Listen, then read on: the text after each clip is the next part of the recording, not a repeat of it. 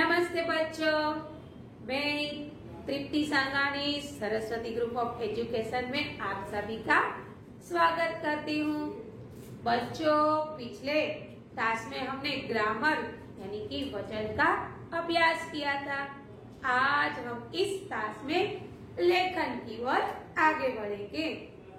उससे पहले पिछले क्लास में हमने जो सीखा है उसे रिकैप यानी कि पुनरावर्तित कर लेते हैं।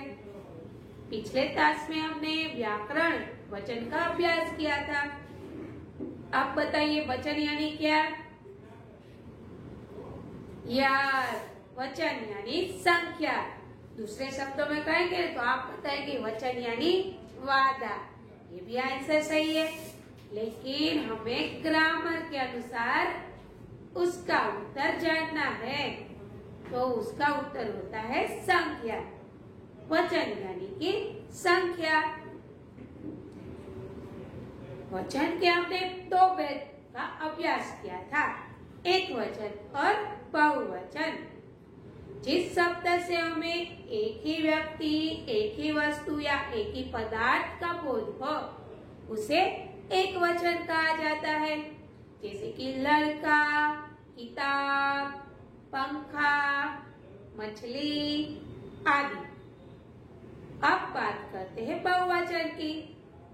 जिस शब्द से हमें एक से अधिक, सुनिएगा, एक से अधिक व्यक्ति, वस्तु या पदार्थ का बोध हो उसे बहुवचन कहा जाता है, जैसे कि लड़के, मछलियाँ, पंखे आदि। फिर हमने एक वचन से बहुवचन बनाने के बहुत सारे नियमों का भी अभ्यास किया था, है कि नहीं? यस। चलो एक नियम को आप बताइए, कौन सा नियम आप बता पाएंगे? नहीं बता पाएंगे क्योंकि आप मेरे सामने कहाँ पर बैठे हुए हैं। मैं ही बता देती हूँ। जैसे कि इकारांत स्त्रीलिंग शब्द को अंत में या जोड़कर, नहीं, इकारांत स्त्रीलिंग शब्द को ह्रस्व ई में बदलकर अंत में या जोड़कर उसका बहुवचन बनता है, जैसे कि लड़की, लड़कियां। लड़कियां में क्या हुआ कि है वो दीर्घ से क्या हो गया, ह्रस्व, और पीछे क्या लग गया, चंद्र बिंदी। समझ में आया? या लड़की, लड़कियां। तो ये बहुत सारे नियम आपको याद होंगे। चलो आज हम लेखन की ओर आगे बढ़ते हैं। बच्चों, आज हम अभ्यास करने जा रहे हैं कहानी लेखन का। इसका कहानी का। कहानी सुनना, पढ़ना और लिखना आपको बहुत अच्छा लगता होगा, है कि नहीं? यार, उसमें भी आपको कहानी सुनना बहुत अच्छा लगता है। जब आप छोटे थे तब से लेकर दादी, दादाजी, मम्मी, पापा आप सबको कहानी सुनाते होंगे। बहुत सारी कहानी आपने सुनी होगी, है कि नहीं? यस। लेकिन कहानी सुनना और कहानी लिखना, इन दोनों चीजों में बहुत अंतर है। कहानी सुनना बहुत आसान है, लेकिन कहानी लिखना थोड़ी कसौटी वाला काम है, लेकिन इतनी भी कसौटी नहीं है, वो भी आसान है। कैसे आसान बनेगी? कैसे लिखेंगे कहानी? यस, यही समझाने के लिए तो हम प्रथम पाठ कहानी की ओर आगे बढ़ेंगे। बच्चों, आपने बहुत सारी कहानी सुनी है, बहुत सारी, और आप एक जगह बैठकर ये कहानी सुन भी सकते हैं। दूसरे शब्दों में कहूँ तो आप जो कोई भी फिल्म देखते हैं, मूवी देखते हैं, वो एक तरीके से कहानी ही है कि नहीं? यस। तो लेखन विकास में आप सबको कहानी सबसे ज्यादा पसंद होगी, है ना? अब कहानी किस तरह लिखते हैं, कौन सी चीजों का ध्यान रखना पड़ता है, किस रूप से कहानी लिखी जाती है, इन सारी बातों की चर्चा मैं यहाँ पर करने वाली हूँ। तो चलो हम आगे बढ़ते हैं। पहले कहानी किसे कहते हैं ये देख लीजिए। जीवन की किसी घटना के रोचक वर्णन को कहानी कहते हैं। हमारे जीवन से जुड़ी हुई कोई घटना, प्रसंग, उसको रोचक रूप में हम यहाँ पर प्रस्तुत करें, उसे कहानी कहा जाता है। कहानी काल्पनिक भी हो सकती है या तथ्य पे आधार पर हो सकती है। तथ्य यानी कि सच्चाई, जीवन से जुड़ी हुई बातें, और काल्पनिक यानी कि हमारी सोच के आधार पर ऐसा हो सकता है, ऐसा हुआ था। राइट? चलो, कहानी हमारे जीवन से के साथ जुड़ी हुई होती है। हमारा जीवन जो चलता है उसमें यदि कोई घटना घटित हो तो हम उसे कहानी के रूप में प्रस्थापित कर सकते हैं। ठीक है, तो अब आपको पता चल गया होगा कि कहानी किसे कहते हैं। कहानी जीवन की किसी घटना के रोचक वर्णन को कहानी कहते हैं। हमारे जीवन में जो कोई घटना घटित हो उसे हम रोचक रूप से प्रस्तुत करें, वो कहानी कहलाता है। कहानी लेखन निम्नलिखित प्रकार से लिखी जाती है। कहानी किस किस तरह से लिखी जाती है देखो। रूपरेखा के आधार पर, यानी कि आपको बहुत सारे पॉइंट दिए होते हैं, उसके आधार पर आप कहानी लिख सकते हैं। संकेतों के आधार पर, आपको कोई संकेत दिए होते हैं, उस संकेतों के आधार पर आप कहानी लिख सकते हैं। शीर्षक यानी कि आपको कोई नाम दिया होता है ऊपर कहानी का, उस शीर्षक के आधार पर आप कहानी लिख सकते हैं। अपूर्ण कहानी पूरी करना, जैसे कि मैं ऐसा बोल दूं कि एक घना जंगल था, उस जंगल में बहुत सारे पशु रहते थे, उन पशुओं में आपस में भाईचारा था। अब मैं यहाँ से कहानी छोड़ दूं तो आप उस कहानी को पूरा कर सकते हैं। इस रूप से आप कहानी लिख सकते हैं। फिर चित्रों के आधार पर बहुत सारे पिक्चर दिए गए होते हैं, उस पिक्चर के आधार पर भी आप कहानी लिख सकते हैं। वैसे चित्रों के आधार पर आपको कहानी लिखना अच्छा लगता होगा, है ना, क्योंकि वो आसान भी है। ओके, चलो अब शब्दों के आधार पर बहुत सारे शब्द दिए जाते हैं, उस शब्द को मिलान कर आप कहानी लिख सकते हैं। तो ये तो हुई कहानी किस तरह लिखी जाती है, किस प्रकार लिखी जाती है।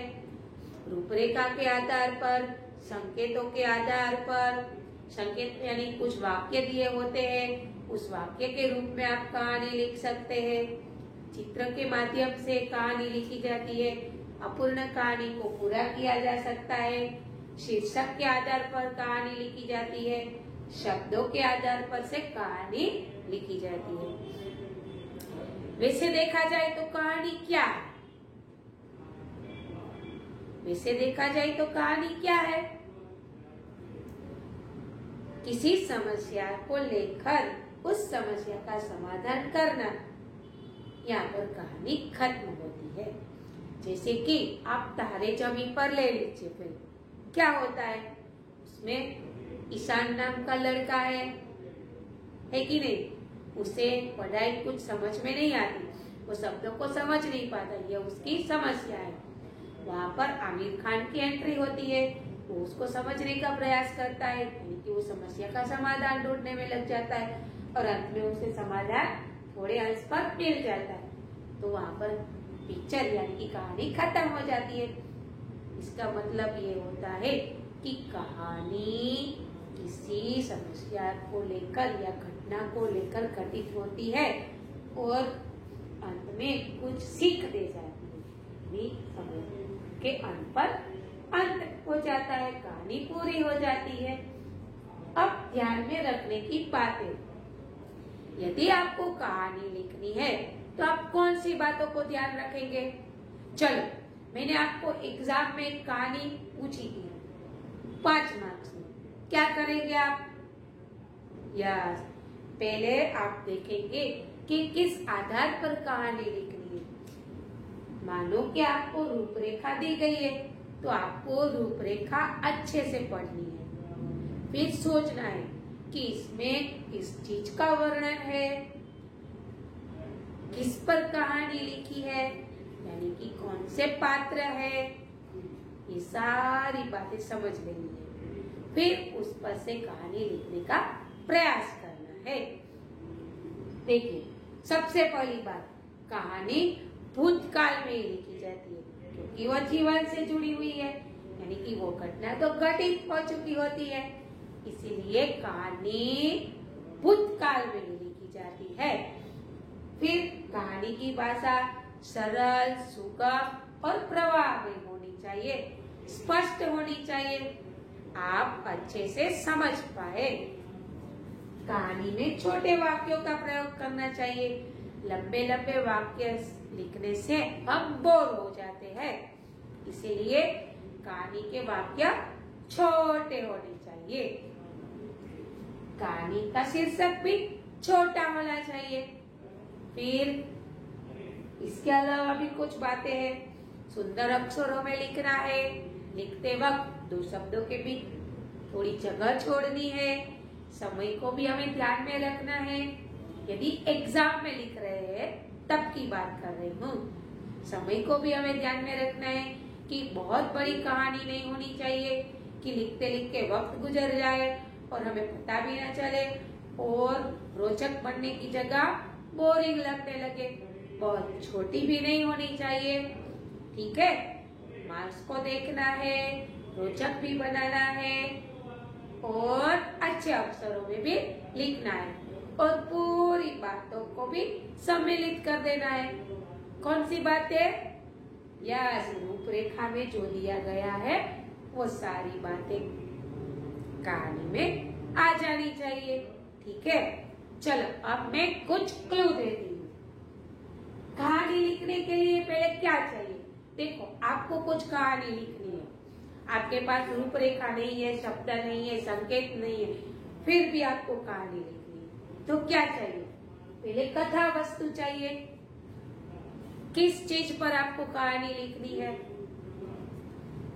यस, फिर आता है पात्र, चरित्र चित्रण। कहानी किस पर लिखी जाती है? पशु पक्षी पर होती है, राजा रानी पर होती है, परियों की कहानी होती है, सामान्य आदमी की कहानी होती है, देवी देवताओं की कहानी होती है, भूत पिशाच की कहानी होती है। बहुत सी मूवी देखी है कि नहीं आपने? यस, देवी देवताओं की भी बहुत सी मूवी देखी होगी। यस, तो यदि आप सोच रहे हैं कि आपको एक कहानी लिखनी है तो उसके लिए आपको क्या चाहिए? पहले कुछ कथा वस्तु चाहिए। कथा यानी क्या? यस, ऐसी कोई घटना जो आपके दिमाग में चल रही है, या तो वो काल्पनिक हो या तो जीवन से जुड़ी हुई हो, ठीक है। ऐसी कोई घटना चाहिए, उसे कथा वस्तु कहते हैं। फिर इतने पात्र चाहिए, या तो आप पशु पक्षी पर लिख सकते हैं, या तो आप आम आदमी पर लिख सकते हैं, या आप देवी देवता पर लिख सकते हैं। अब उससे जुड़ी और बातें, ये सारे पात्र या तो पॉजिटिव है या तो नेगेटिव है, या तो बुरे हैं या तो अच्छे। कहानी है, उसके पात्र, कुछ पात्र बुरे हैं और कुछ पात्र अच्छे, या तो पूरे पात्र बुरे हैं या तो पूरे पात्र अच्छे, ये भी होना चाहिए। फिर यदि वो बुरे हैं तो उसकी बुराइयों की विशेषता क्या है, वो अच्छे हैं तो उसकी अच्छाइयों की विशेषता क्या है, ये सारे शब्द भी आपके दिमाग में होने चाहिए। जैसे कि आप किसी शिक्षक पर ही लिख रहे हैं तो आप, यदि वो शिक्षक अच्छा है तो आप क्या लिखेंगे? दयालु शिक्षक। यदि वो शिक्षक बुरे है तो खड़ूस शिक्षक लिखेंगे कि नहीं? यस, तो आपके पास उस पात्र के अनुरूप कुछ शब्द भी होने चाहिए, उसकी विशेषता दिखलाने वाले, या तो वो बुरे या तो अच्छे। फिर स्थल, किस जगह पर यह घटना घटित हुई है, कहानी कहाँ से होती है। जैसे कि आप बहुत सारी कहानी पढ़ चुके। चलो एक कहानी मैं ले लेती हूँ। जैसे कि एक घना जंगल था, उस जंगल में बहुत सारे पशु पक्षी थे, मैंने अभी बताया। तो स्थल कौन सा आया? जंगल। फिर आप परी के बारे में लिख रहे हैं तो क्या लिखेंगे? कल्पना के आधार पर सुंदर स्वर्ग सा माहौल था, तो स्थल आ गया। अब वातावरण की बात करते हैं। चलो, जब घटना होती है घटित, तब उसका समय भी होना चाहिए ना। यहाँ पर वातावरण के साथ क्या आएगा? समय। क्या आएगा? समय। जैसे कि अभी मैं बताती हूँ, उसके साथ एक और चीज भी जोड़ देती हूँ, ऋतु। ऋतु जैसे कि अभी मैं बताती हूँ, देखिएगा।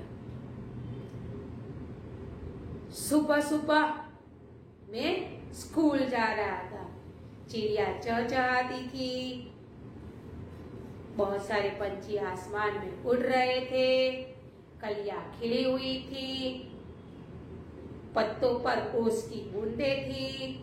ये देखकर, प्रकृति का चित्र देखकर मैं स्कूल पर जा रहा था।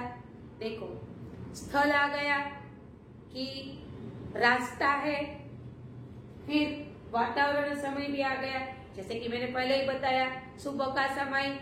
और फिर मैंने ये बताया कि पत्ते पर ओस की बूंदें थी। ओस की बूंदें कब होती है? सर्दियों में, यानी कि यहाँ पर ऋतु आ गई, सर्दी का मौसम है। बच्चा सर्दी के मौसम पर स्कूल जा रहा है। कहाँ से? रास्ते पर चलकर। तो रास्ते का वातावरण दर्शाया गया है, वहां पर उस समय का प्रकृति वर्णन भी बताया है और ऋतु भी बताई है। कौन सी? सर्दी की। अब आके देखिए उद्देश्य। देखो, किसी भी कहानी के साथ उसका उद्देश्य जुड़ा होता है, यानी कि कहानी खत्म होने के बाद हमें उसमें से कोई सीख मिलती है, शिक्षा मिलती है। ठीक है, तो इन सारी बातों को यदि आप ध्यान में रखेंगे तो आप अच्छे से कहानी लिख पाएंगे। चलो, एक मैं कहानी बता देती हूँ, ध्यान दीजिएगा। ये सारी बातें उसमें आती है कि नहीं आती है? ठीक है। एक जंगल था, उस जंगल में बहुत सारे पशु पंछी रहते थे। उसमें हिरण, कौवा, फिर छोटा सा चूहा और कछुआ, ये चारों रहते थे। वो चारों आपस में अच्छे मित्र थे। कछुआ चलने में बहुत धीमा था, और जैसे आपको पता है, कौवा तो आसमान में उड़ सकता है, हिरण भी तेजी से दौड़ सकता है और चूहा भी दौड़ सकता है, यानी कि ये तीनों तेजी से दौड़ सकते थे। लेकिन कछुआ है वो धीमी गति से चलता था। इसलिए उन लोगों ने एक नियम बनाया था। क्या? कछुआ घर पर रहकर खाना पकाता और ये तीनों लोग खाना ढूंढने जाते। तालाब के किनारे उन्होंने एक अच्छा सा घर बनाया हुआ था, चारों साथ में रहते थे। हिरण, फिर कछुआ, कौवा और चूहा खाना ढूंढने जाते, तब कछुआ खाना पकाता और आराम करते खाने के बाद, और गप्पे लगाते, बातचीत करते। चलो, एक दिन की बात है, कछुआ घर पर खाना पका रहा था, तभी हिरण, कौवा और चूहा खाने की खोज में निकल रहे थे। तेजी से धूप चल रही थी, बहुत सारे पत्ते गिर रहे थे, गर्मी भी लग रही थी, और तीनों खाना ढूंढने जा रहे थे। उसी वक्त एक खूंखार शिकारी आया, उसके हाथ में तीर था। उस शिकारी ने हिरण को देख लिया और उसे पकड़ लिया और अपनी जाल में फंसा दिया। कौवा तो बहुत आगे निकल गया था, चूहा भी इधर उधर भटक रहा था खाना ढूंढने के लिए। वो दोनों खाना ढूंढने के बाद घर पर पहुंचे। तब उसने देखा कि वहां पर हिरन तो आया ही नहीं। उसको शंका हुई कि शायद हिरन मुश्किल में पड़ गया है।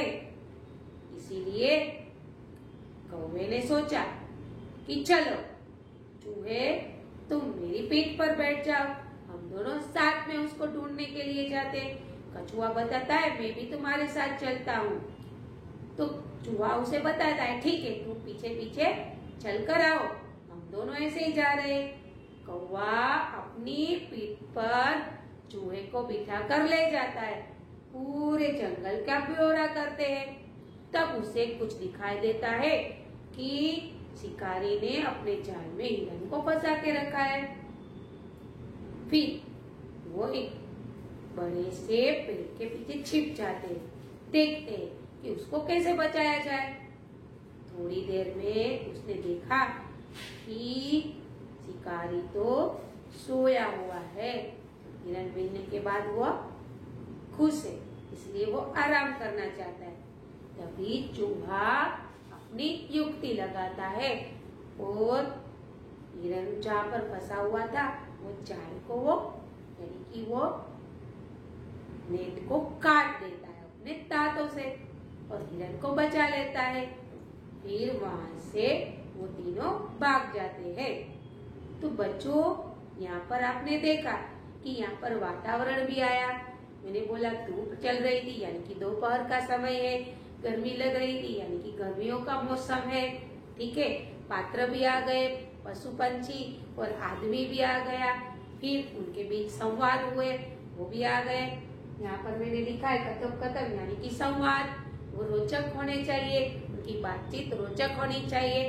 ठीक है, तो बच्चों आपको अब समझ में आ गया होगा कि कहानी कैसे लिखी जाती है, उसके लिए कौन कौन सी चीज आवश्यक है। ठीक है, यहाँ पर हमारा टास्क खत्म होता है। मैं आपको फिर से बता दूं, कहानी जीवन से जुड़ी हुई किसी घटना को रोचक रूप में वर्णन करना कहानी कहा जाता है। उसके बहुत सारे आधार है, रूपरेखा के आधार पर, शब्दों के आधार पर, संकेतों के आधार पर, चित्रों के आधार पर, अपूर्ण कहानी, इन सभी चीजों पर कहानी लिखी जा सकती है। कहानी पर ध्यान देने वाली बात कौन सी है? भाषा सरल होनी चाहिए, भूतकाल में लिखी होनी चाहिए। ठीक है, उसके वाक्य छोटे होने चाहिए और अर्थपूर्ण होने चाहिए जिससे समझ में आ सके। फिर उसके लिए इन सारी चीजों का होना आवश्यक है, कथा वस्तु, पात्र, संवाद, वातावरण, स्थल, समय, ऋतु और अंत में उद्देश्य। तो चलो एक कहानी के रूप में आपको ये सारी बातें समझ में आ गई होगी। दूसरे टास्क में फिर से मिलेंगे कहानी लेखन के साथ। वहां पर मैं आपको एक कहानी लिखवाऊंगी। तब तक के लिए अलविदा, बाय बाय, धन्यवाद।